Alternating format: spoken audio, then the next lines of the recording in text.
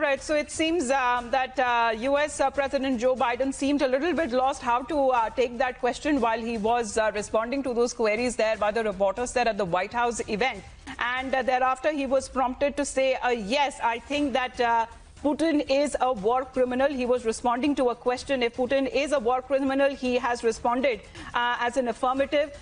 This is coming right after even the White House press secretary had also had to add for the president's statement there and saying that by saying that Putin is a war criminal, the president's words speak for themselves, as he was speaking from his heart and speaking from what they have been seeing on television, how barbaric and cruel actions that can be seen by Russian army ever since this conflict began around 22 days ago. So we are looking even at a point when the United States seems to be playing a role when it comes to just giving out support to Ukraine at this crucial juncture. This is coming at a time when when U.S. President Joe Biden was asked that if Putin is a war criminal, he replied as a yes, Putin is a war criminal. Viewers, there has been a big escalation in US's rhetoric against Vladimir Putin, the president of Russia, but there have also been equal number of questions raised over the manner in which it happened. As you've seen in this video just now, US President Joe Biden was rather offhand and casually asked whether he would call Vladimir Putin a war criminal, to which he had to be prompted in the ear to do so, and then he ended up doing it. If he did not mean to do it, that means was someone putting words in his mouth.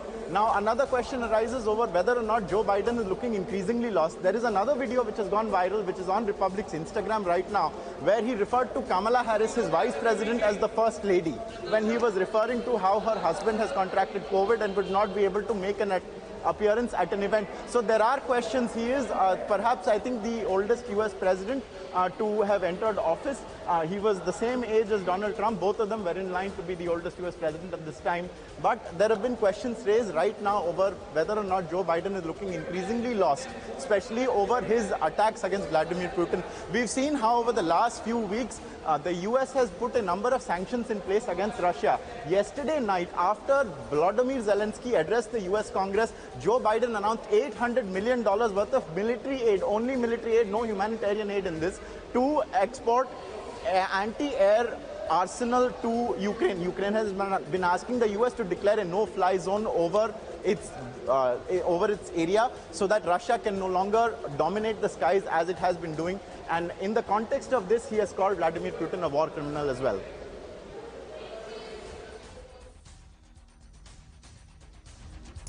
All right, so intense fighting that continues between Ukraine and Russia in the rebel regions of Donetsk, and after Russia also declared it as an independent region, Republic is the only channel to report live from the war zone. Let's get your latest reports that have been filed by Patrick Lancaster from the rebel region of Donetsk. I'm Patrick Lancaster, and right now we are in Donetsk on the street University Sitskaya. And yesterday there was a tragedy, or massacre you could say here, when Ukraine launched a Tochka or Skara cluster bomb against the civilian population of the center of Donetsk. We can see behind us, people are just coming and laying flowers here to give their respect and honor to the dead. I'm not really sure the extent of the organization of this, but it seems just people are just coming, laying flowers, not really a set time, just all morning. People have been coming, laying flowers here. All across this street yesterday was you could say a river of blood and just a horrible time for the people of Donbass and Donetsk. We can even see they put a sign on the flowers that said, "Why is no one listening to Donetsk? Why does no one hear Donetsk?"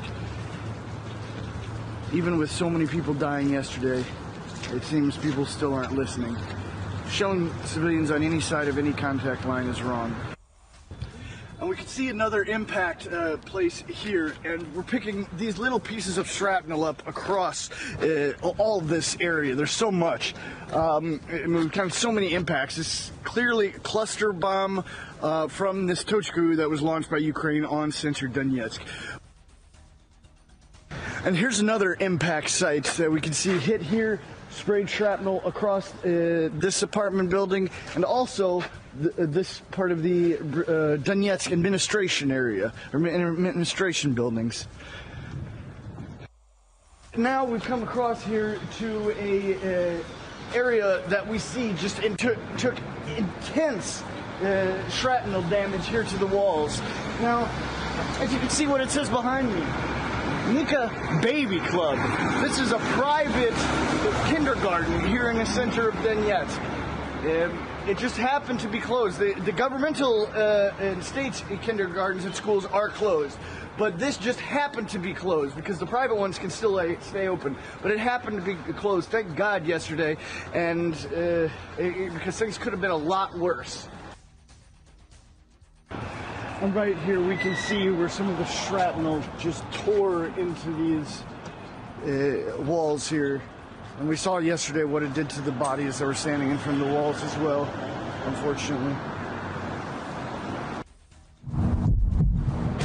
Donetsk has just been hit in a shelling attack. Ukraine has launched an attack on the civilian center. There's no military here. You see this a food carrying truck with vegetables in the back has been destroyed. We've already seen one man injured. Here's another civilian car hit. You see the ambulance? A city bus. A city bus hit. This is the center of Donetsk with a deliberate attack on the civilian area by Ukraine forces.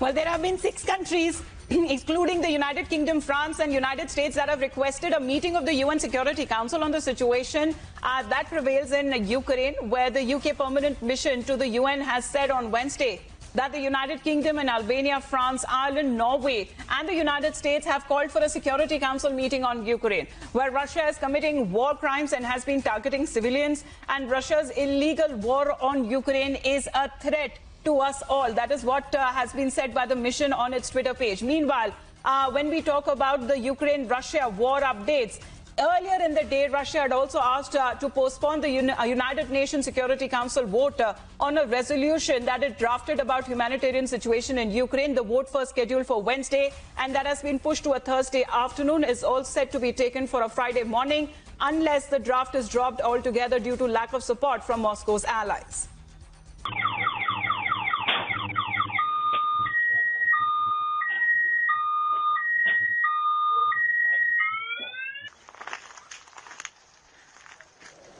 Viewers, these are visuals that are coming in from the Kharkiv region. This is Marifa in Kharkiv, where late last night at 3:30 a.m. there was an attack and an explosion. And what you are seeing right now are visuals of the aftermath of that attack. You can see that it has happened in the dead of night and the entire area appears to be aflame. This is where the video starts, viewers, what you're seeing. And there is a fixed camera, and because of the explosion, you can see that it is jolted backwards. And then from then on, it can't remain stable. And you can see very clearly the explosion and the resulting fire there. This is, once again, I repeat, from Marifa in Kharkiv. Kharkiv, of course, the city that has been impacted the most by Russia's invasion. It's the city that has been under attack for the longest period because it is situated just south of the border from Russia, just a couple of dozen miles.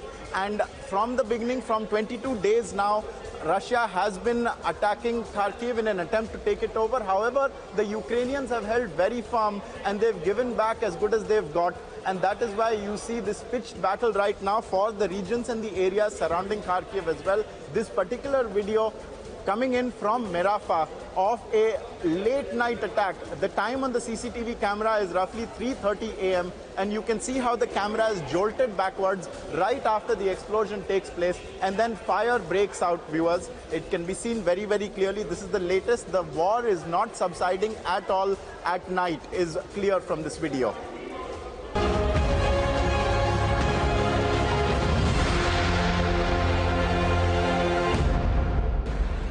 I'm Patrick Lancaster, and right now we are in Donetsk on the street University Sitskaya.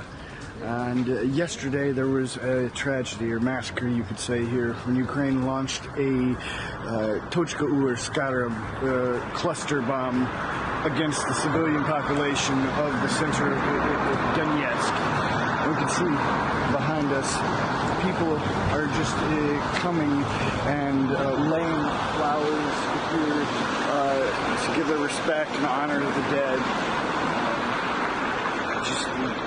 I'm not really sure the extent of the organization of this, but it seems just people are just coming, laying flowers, not really a set time, just all morning. People have been coming, laying flowers here. All across this street yesterday was you could say a river of blood and just a horrible time for the people of Donbass and Donetsk. We can even see they put a sign on the flowers that said, "Why is no one listening to Donetsk? Why does no one hear Donetsk?" Even with so many people dying yesterday, it seems people still aren't listening. Showing civilians on any side of any contact line is wrong.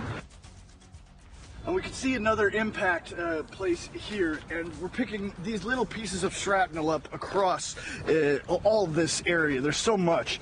We've had so many impacts. It's clearly a cluster bomb from this Tochku that was launched by Ukraine on center Donetsk. And here's another impact site that we can see hit here, sprayed shrapnel across this apartment building, and also this part of the Donetsk administration area, or administration buildings. Now we've come across here to a area that we see just took intense shrapnel damage here to the walls. Now, as you can see what it says behind me, Nika Baby Club. This is a private kindergarten here in the center of Donetsk. It just happened to be closed. The governmental and state kindergartens and schools are closed, but this just happened to be closed because the private ones can still stay open. But it happened to be closed, thank God, yesterday, and because things could have been a lot worse. And right here we can see where some of the shrapnel just tore into these walls here. And we saw yesterday what it did to the bodies that were standing in front of the walls as well, unfortunately.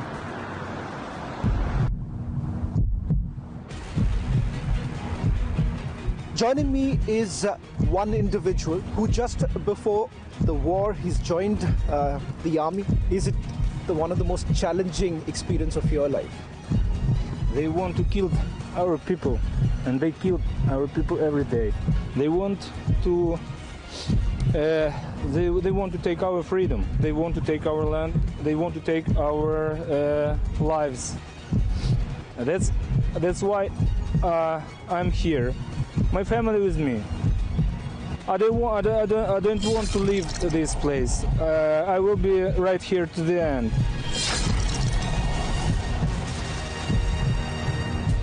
Amita, let me straight away start with the drama theater, which was bombed in Mariupol. This is where the Ukrainians are essentially saying that this was being carried out by the Russians, where they say thousands of civilians were in the theater. In fact, not only that, there were inscriptions that children written on the theater just outside.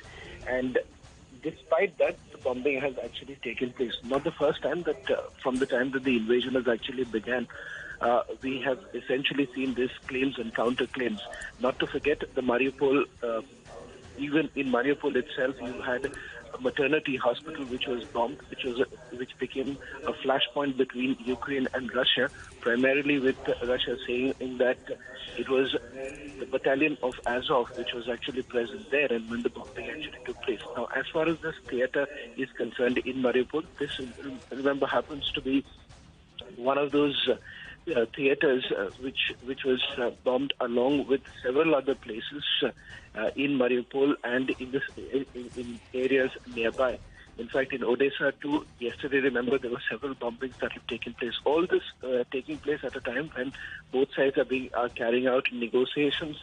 In fact, in the negotiations, they have also been hinting towards the fact that they have made some substantial progress. Keeping all that in mind, remember, even just a short while back, the advisor to President Zelensky has now put out further details suggesting that the theater was actually bombed by the Russians.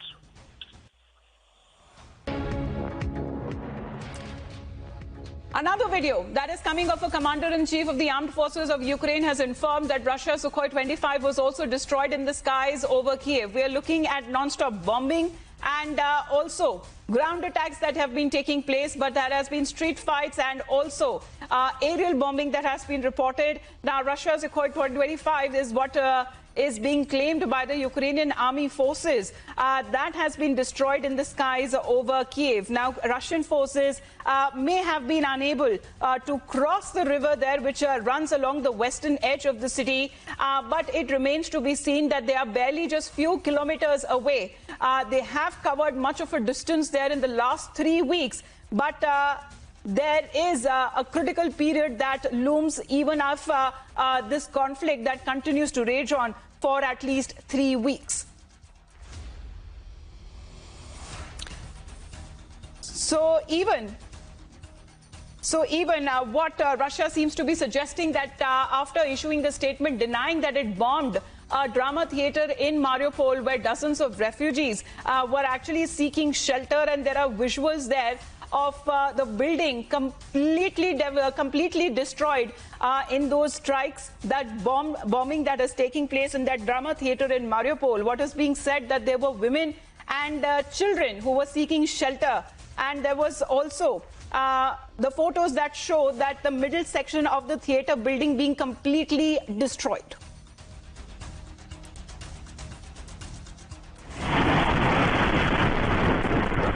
As Russia continues its offensive against Ukraine, in the wee hours of Wednesday, a food depot was hit by shelling in Ukraine's capital city.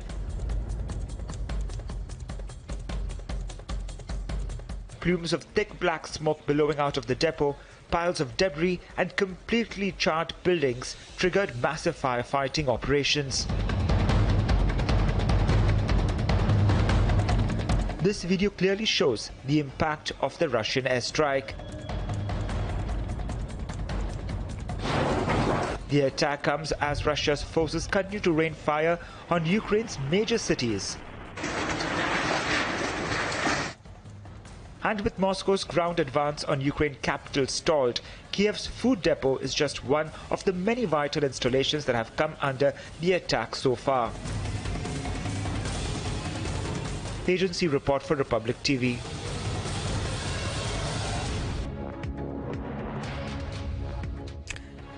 Well, more footages that are coming in of the Ukrainian army commander releasing a video claiming to have destroyed a Russian post. Even as Russia's offensive around Kyiv, the capital appears to have largely come to a halt, or it has slowed down considerably despite the regular bombing that seems to be taking place of the residential areas there in the capital. Even as the Russian troops are attempting to regroup and resupply in the northwest and the east of Ukraine. This is the latest video that has been released by the Ukrainian army commander claiming to have destroyed a Russian post. Many of those artillery and weapons of the Russian forces and the troops and their tanks that have also been destroyed by the Ukrainian military there. This is now coming at a time when the third week of the offensive that has continued, and the Ukrainian forces who have managed to prevent the Russian advance on both sides of the capital to the suburbs and beyond the city. And this video has been released by the Ukrainian commander, the army commander, claiming to have destroyed a Russian post. So the Russian offensive, as they have been claiming, are barely just few kilometers away from the capital city, have encircled the capital from all 3 points there. And that is the video of the explosion that seems to be taking place when a Russian post, as claimed by the Ukrainian army commander, was destroyed by them.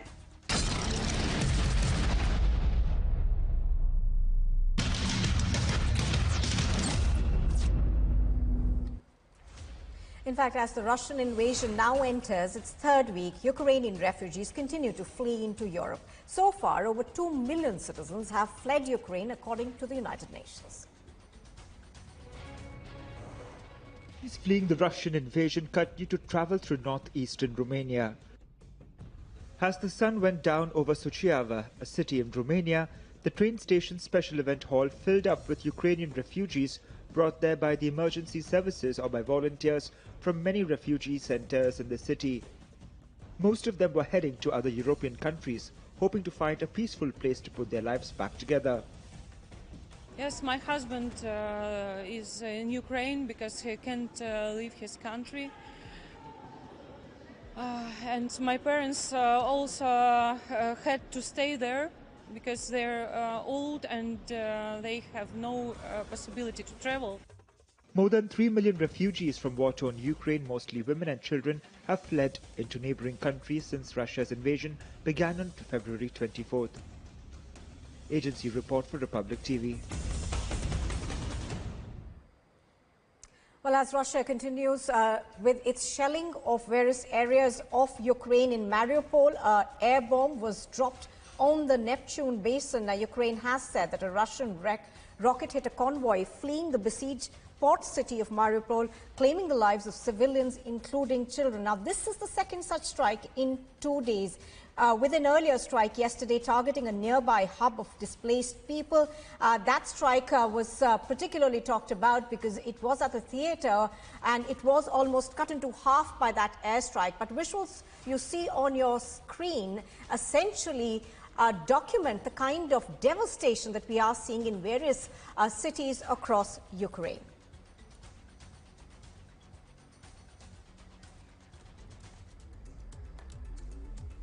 Well, these are visuals of destruction by high-precision strike of missiles and artillery depots of the Ukrainian military.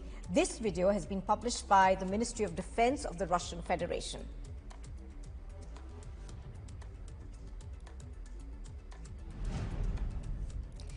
The video on your screens is of a downed Ukrainian equipment that has been published by Telegram. This video is coming from the second largest city of Kharkiv. Now, these visuals that have appeared on the internet show a patrol ship of 22160 series, the Vasily Baikov, which belongs to the Russian Navy, with the board number of 368, entering the port of Sevastopol. According to Ukrainian officials, 380 residents of Mariupol and 115 children got to the evacuation buses, which, despite all agreements, were detained by Russian troops in Bedryansk. Now, the forces are arriving in Zaporizhzhia. A private corps also managed to break through it. This video is coming from the Kyiv region. 72 OMPs named after the Black Cossacks destroyed a column of Russian artillery. The fighters covered a large area with aimed volleys and defeated what they said was the enemy.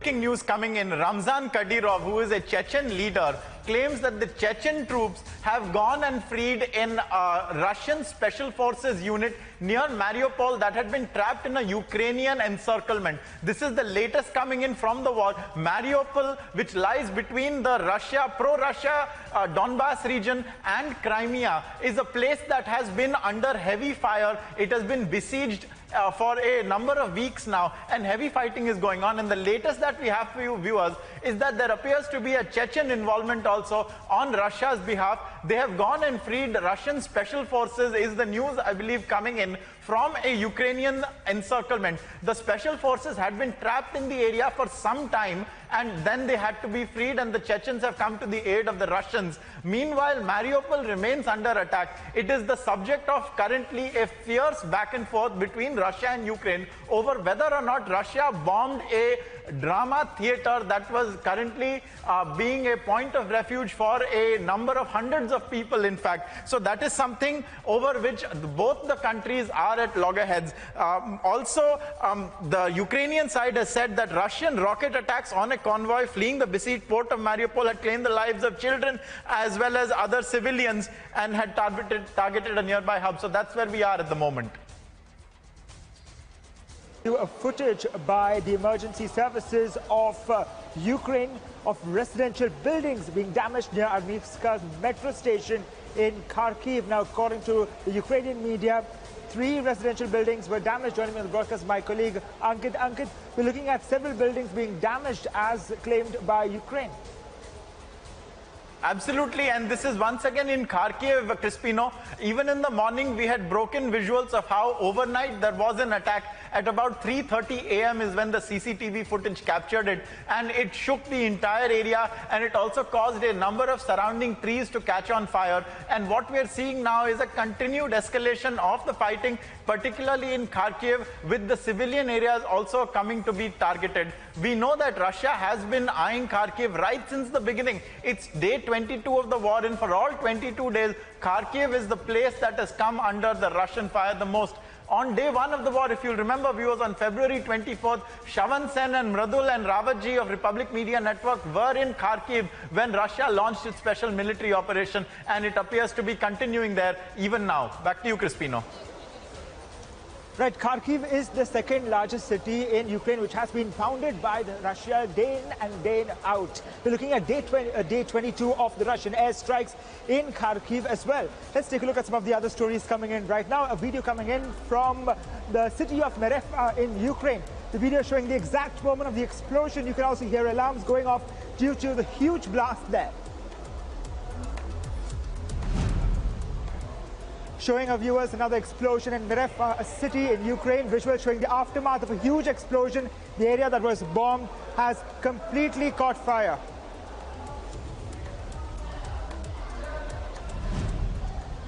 Due to the fall of the remains of a downed rocket, there was destruction and fire in a high-rise building. A man was killed in Kyiv as a result of the downed rocket.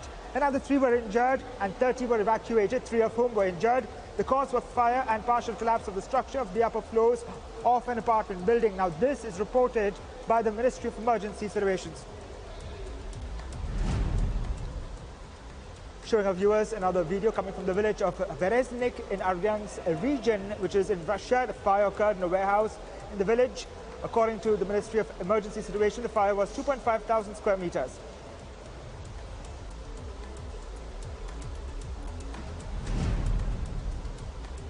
Another video coming in from Kharkiv showing the destruction of residential buildings damaged due to continuous attacks by Russian forces. In the footage, you can see the visuals showing residential buildings damaged near the Armeksas metro station in Kharkiv. According to Ukrainian media, 3 residential buildings were damaged by Russian airstrikes. 21 people were rescued and 12 were evacuated.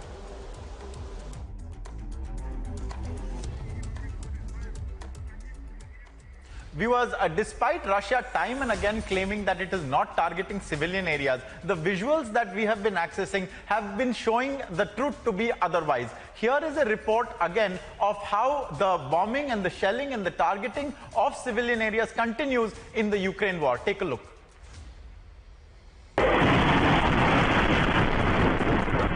As Russia continues its offensive against Ukraine, in the wee hours of Wednesday, a food depot was hit by shelling in Ukraine's capital city. Plumes of thick black smoke billowing out of the depot, piles of debris and completely charred buildings triggered massive firefighting operations. This video clearly shows the impact of the Russian airstrike. The attack comes as Russia's forces continue to rain fire on Ukraine's major cities. And with Moscow's ground advance on Ukraine capital stalled, Kyiv's food depot is just one of the many vital installations that have come under the attack so far. Agency report for Republic TV.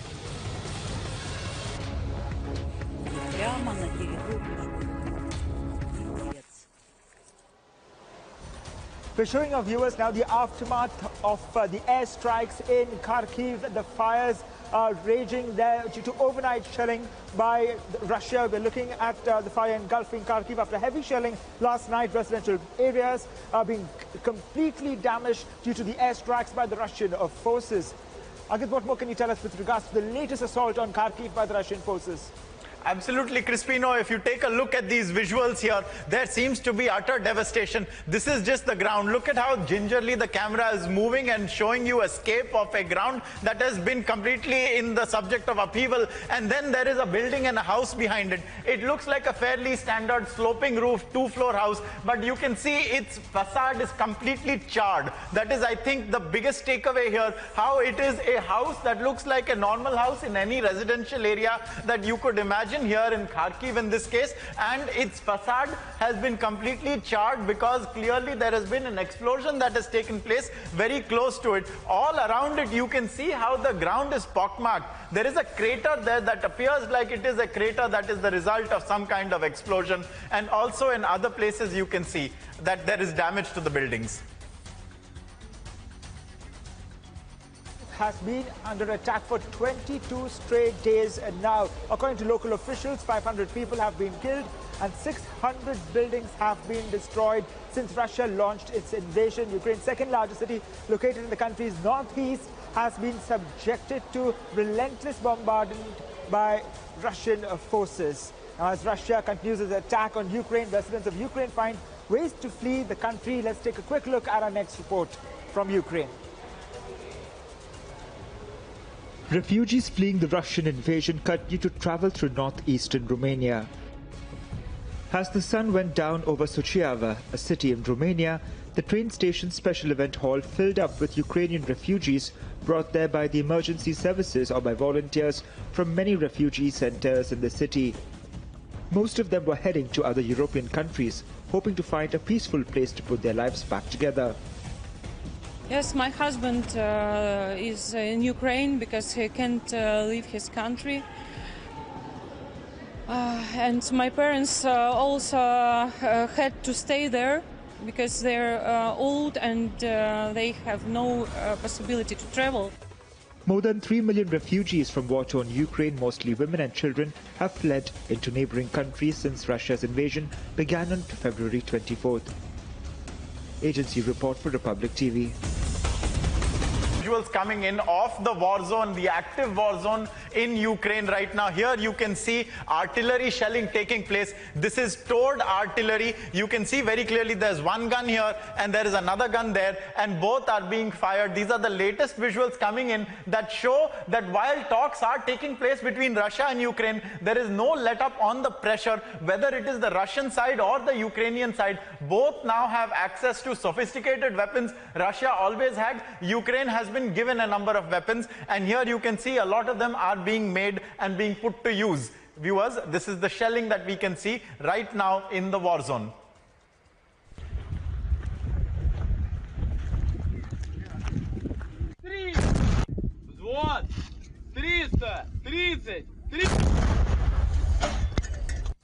Первый готов. Первый, да, третий, да. Взвод! 333!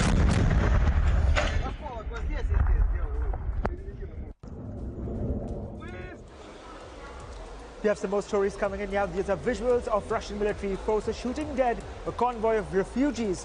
This video is coming in from the area of Stepnogorsk. On March 16th in Stepnogorsk, heavy artillery of the Russian forces fired on a convoy of civilians moving along the highway towards Zaporizhia. No casualties were reported. Another video of the Russian Air Force shooting a convoy of refugees. Refugees were on the way from Stepnogorsk to Zaporizhia. Videos coming in from a highway towards Zaporizhia. Also showing satellite images of war-damaged Ukraine. These are satellite photos published by Maxar Technologies. Visuals show how destroyed Russian helicopters at Kherson airfield yesterday. One image shows artillery impacts on the northeastern city of Kharkiv, close to the Russian border, that has suffered repeated bombardment. Another residential area, northern city of Chernihiv, shows buildings on fire.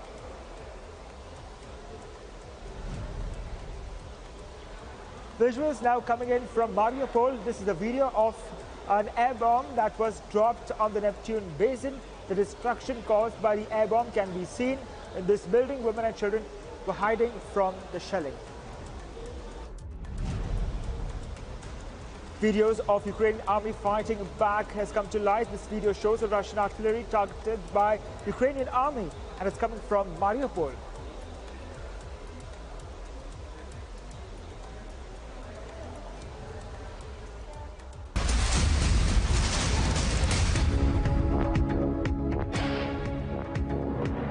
Viewers, these are visuals from Novoselivska, which is a region in Kharkiv, and you can see the devastation that has taken place there because of the continuous shelling over 22 days. From what we are hearing, over 500 people have died in this region, and 600 plus residential buildings have been destroyed. Crispino, this is a visual that really typifies what has been going on in this war. We've